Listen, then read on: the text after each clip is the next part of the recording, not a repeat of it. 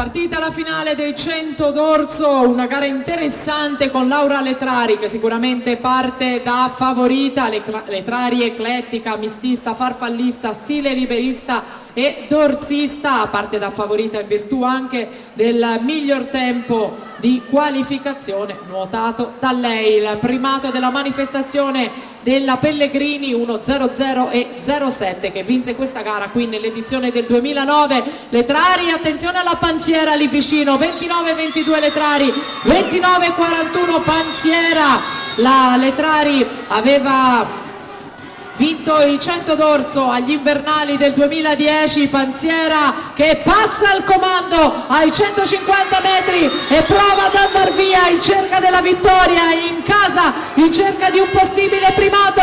Panziera in 4, Letrari in 3, una gara meravigliosa e la vittoria a Margherita Panziera 1-0-0 e 0-0, precisione chirurgica per Margherita Panziera che si aggiudica questa gara. E che tempo! Nuovo primato della manifestazione, spazzato via il primato della Pellegrini. Letrari che accusa un po' di stanchezza, si deve accontentare della seconda piazza 1.00.68, Greta De Lorenzi 1.03.46. e allora ho visto lo striscione, sento le trombe, sento il tifo, tutti insieme per Margherita Panziera, Veneto Banca Montebelluna.